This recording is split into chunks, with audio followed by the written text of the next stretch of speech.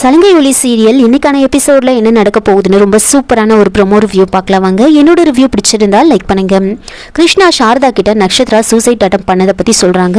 அதை கேட்டு சாரதா ஷாக் ஆகுறாங்க. எதுக்காக அவ அப்படி பண்ண அப்படின்னு கேட்க, ஏன்னா நம்ம ககன் அவளை லவ் பண்ணலையா, அதனாலதான் இப்படி ஒரு முடிவு எடுத்திருக்கா அப்படின்னு சொல்ல, என்னது ககன் லவ் பண்ணலன்னு இந்த மாதிரி பண்ணிட்டாளா அப்படின்னு கேட்க, ஆமா அவ அந்த அளவுக்கு டீப்பா ககனை லவ் பண்றா அப்படின்னு சொல்றாங்க. பேசாம அவங்க ரெண்டு பேருக்கும் கல்யாணம் பண்ணி வச்சிடலாமா அப்படின்னு கேட்க, உடனே சாரதா சீச்சி அவ என்னோட வீட்டோட மருமகளாம், தலை கீழே நின்னா கூட நான் அதெல்லாம் ஏத்துக்கவே மாட்டேன் அப்படின்னு சொல்றாங்க. சரி பூமியை ஏத்துப்பியா அப்படின்னு கேட்க, பூமியா ஏன் பூமியை போய் யாராவது வேண்டான்னு சொல்லுவாங்களா, தங்கமே நம்ம வீட்டுக்கு வருதுன்னா நம்ம வேண்டான்னு சொல்லுவோமா அப்படின்னு கேட்க, பாரா அப்போ இப்போதான் கொஞ்ச நேரத்துக்கு முன்னாடி பூமியை பற்றி பேசவே மாட்டேன் அப்படின்னு சொன்னீங்க அப்படின்னு சொல்ல, அது என் பையனை அவள் வேண்டான்னு சொல்லிட்டால அந்த கோவத்தில் சொன்னேன் அப்படின்னு சொல்கிறாங்க.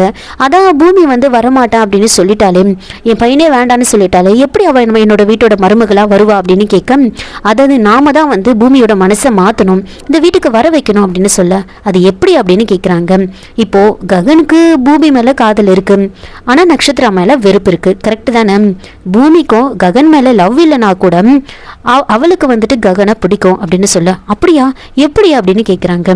அன்னைக்கு உங்களை அவமானப்படுத்தி அனுப்பிட்டோம், ககனை அவமானப்படுத்தி அனுப்பிட்டோம் அப்படின்னு சொல்லிட்டு பூமி என்கிட்ட அப்படி அழுதாம், அதை வச்சுதான் நானும் சொல்றேன் அப்படின்னு சொல்ல, இது அப்படியே நாம கொஞ்சம் கொஞ்சமா காதலா மாத்தணும் அப்படின்னு சொல்றாங்க. அது எப்படி அப்படின்னு கேட்க, இப்போ நட்சத்திரா கண்டிப்பா ககனுக்கு கல்யாணம் ஆகிற வரைக்கும் ககனை சுற்றி தான் வந்துக்கிட்டே இருப்பா. அப்படி அவங்க ஒன்றா மீட் பண்ணுற ஒவ்வொரு டைம்லேயும் அவங்க ரெண்டு பேரும் ஒன்றா சேர்ந்துருவாங்களோ அப்படின்ற பயத்தை நாம் பூமிக்கு கொண்டு வரணும். அப்படியா அது கொஞ்சம் கொஞ்சமாக அந்த பயம் அதிகமாக அதிகமாக அவளே நம்ம ககனை விட மாட்டான், அவள் நம்ம ககனை லவ் பண்ணுவா, கண்டிப்பாக உன்னோட வீட்டோட மருமகளாக அவள் வருவா அப்படின்னு சொல்கிறாங்க. இது கேட்டதுமே சாரதா இதுவும் நல்ல ஐடியாவாக தான் இருக்குது அப்படின்னு சொல்கிறாங்க. நீ இந்த வீட்டில் இருந்து எல்லாத்தையும் பண்ணு, அந்த வீட்டில் இருந்துக்கிட்டு நான் பண்ணுறேன், ஒவ்வொரு விஷயமா கரெக்டா பண்ணணும், கண்டிப்பா பூமி உன் வீட்டோட மருமகளா வருவான் அப்படின்னு சொல்றாங்க. என்னால் இவ்வளோ நாளில் உனக்கு எதுவுமே பண்ண முடியல, அட்லீஸ்ட் பூமியை உன் வீட்டோட மருமகளாக்கி உன்னை சந்தோஷப்படுத்தணும்னு நான் நினைக்கிறேன் அப்படின்னு கிருஷ்ணபிரசாத் சாரதா கிட்ட சொல்லிட்டு இருக்காங்க. இன்னொரு பக்கம் என்ன நடக்குதுன்னா, நட்சத்திராவை வீட்டுக்கு கூட்டிட்டு வருவாங்க. அப்போ பூமியை தான் ஆரத்தி எடுக்க சொல்கிறாங்க. பூமியை நட்சத்திராவுக்கு ஆரத்தி எடுப்பாங்க. அப்போ சந்திரா பூமி கிட்ட நட்சத்திராவை நல்லபடியாக பார்த்துக்க சொல்கிறாங்க. அப்போது சந்திரா அங்கேருந்து போனதுக்கு அப்புறமா நட்சத்திரா அபூர்வா கிட்ட கேட்குறாங்க, மம்மி எனக்கும் மாமாக்கும் எப்போ கல்யாணம் பண்ணி வைக்க போறீங்க அப்படின்னு கேட்டதுமே பூமி என்ன சொல்றீங்க, என்ன கல்யாணம் அப்படின்னு கேட்க, அதெல்லாம் ஒன்றும் இல்லை, தலையில் அடிப்பட்டதில் அவள் அப்படிலாம் பேசிட்டு இருக்கா அப்படின்னு சொல்றாங்க.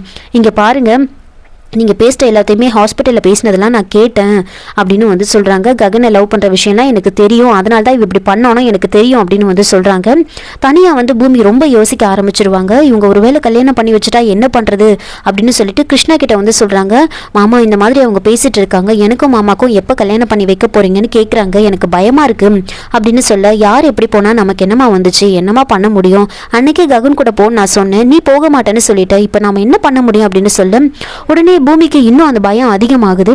விடுமா எப்படின்னா போட்டோம் அப்படின்னு சொல்றாங்க. இல்ல அதெல்லாம் நான் விட்டு கொடுக்க மாட்டேன், ககன் எனக்கு மட்டும்தான் அப்படின்ற மாதிரி பூமி யோசிச்சுக்கிட்டு நேராக ககனை பார்க்கறதுக்காக ஆஃபீஸ்க்கு போக, அங்க அவரோட பிஏக்காக அங்க எல்லாரும் இன்டர்வியூக்காக வந்திருப்பாங்க.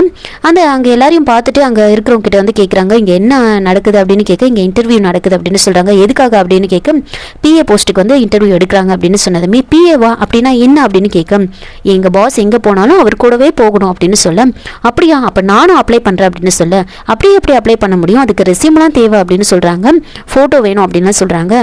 ஃபோட்டோ என்கிட்ட இருக்கு அப்படின்னு சொல்லிட்டு பூமி என்ன பண்ணுறாங்கன்னா, ரெஸ்யூம்னா எப்படி பண்ணணும் அப்படின்லாம் கேட்டுட்டு அப்படியே பேப்பர்லேயே எல்லாத்தையும் எழுதி அதை ஒரு பிரிண்ட் எடுத்துட்டு அதில் ஃபோட்டோ இது பண்ணிவிட்டு நானும் அப்ளை பண்ணுறேன் அப்படின்னு சொல்லிட்டு அங்கே வெயிட் பண்ணுறாங்க. இன்டர்வியூ முடிஞ்சிருச்சு அப்படின்னு எல்லாரையும் அனுப்பி வச்சதுக்கப்புறமா இதெல்லாம் ரெடி பண்ணி பூமி எடுத்துகிட்டு போய் அவங்க கிட்ட கொடுக்க, உடனே அவங்க எடுத்துகிட்டு போய் ககன் கிட்ட கொடுக்குறாங்க. சார் இன்னும் ஒருத்தர் இருக்காங்க அப்படின்னு சொன்னதுமே, சரி எடுத்துகிட்டு வாங்க அப்படின்னு சொல்ல பூமி உள்ளே போகிறாங்க.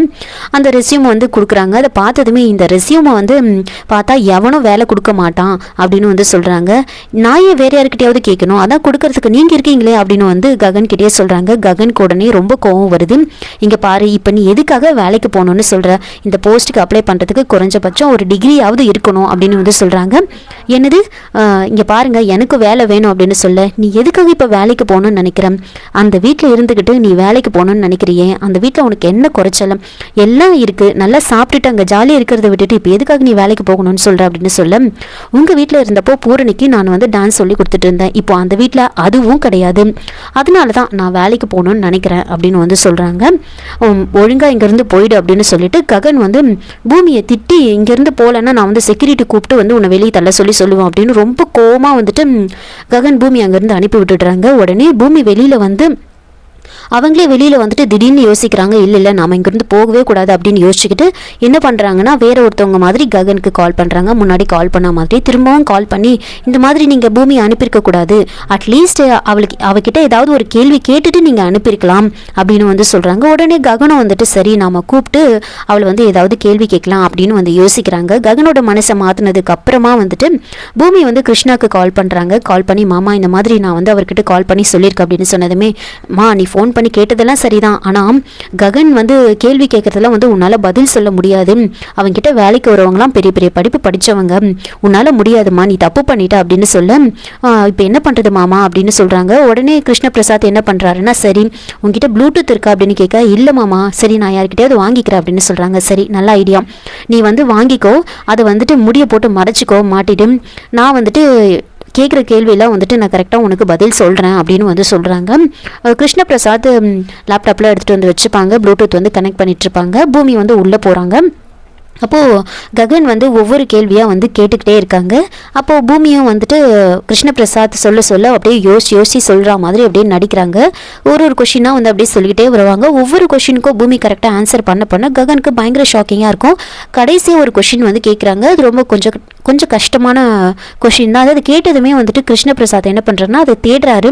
திடீர்னு நெட்டு வேற டிஸ்கனெக்ட் ஆகிடும். கொஞ்சம் நேரம் பொறுத்து அதை தேடி கண்டுபிடிச்சி சொல்கிறாரு. ஆனால் நீ கொஞ்சம் யோசிச்சு சொல்கிற மாதிரி சொல்லு அப்படின்னு சொல்ல, அப்படியே யோசிக்கிற மாதிரி இப்போ தான் பார்த்தேன் அப்படி இப்படின்னு சொல்லி அந்த ஆன்சரை கரெக்டாக சொல்கிறாங்க. உடனே வந்துட்டு ககன், சூப்பர் பூமி, இவ்வளோ கரெக்டாக சொல்கிறேன், நான் இது எதிர்பார்க்கவே இல்லை, உனக்கு இந்த வேலை கன்ஃபார்ம் அப்படின்னு ககன் சொன்னதுமே வந்துட்டு அப்போ பூமி என்ன பண்ணுறாங்கன்னா, ரொம்ப தேங்க்ஸ் அப்படின்னு சொல்லிட்டு அந்த முடியை தள்ளி விடுறாங்க. அப்போ தான் காதில் ப்ளூடூத் போட்டிருக்கிறதே வந்துட்டு ககன் பார்க்குறாரு. இதை பார்த்ததுமே ககனுக்கு ரொம்ப கோவம் வந்துடும். அந்த ப்ளூடூத் எடுத்து பார்க்குறாங்க. எடுத்து பார்த்துட்டு, நீ ஒவ்வொரு கொஷினுக்கும் கரெக்டாக ஆன்சர் பண்ணும்போதே நினச்சேன் நான் இந்த மாதிரி ஏதோ ஒன்று நடக்கும் அப்படின்னு, எனக்கு அப்போவே சந்தேகமாக இருந்துச்சு அப்படின்னு சொல்லிட்டு, இது என்னது அப்படின்னு கேட்க, ப்ளூடூத்னு சொல்கிறாங்க. அது எனக்கு தெரியும், உனக்கு ஹெல்ப் பண்ணுறது யாருன்னு எனக்கு தெரிஞ்சாகணும் அப்படின்னு சொல்லிட்டு பூமியோட மொபைலை வந்து வாங்குறாங்க. மொபைலை கொடுன்னு கேட்க பூமி வந்து கொடுக்க மாட்டாங்க.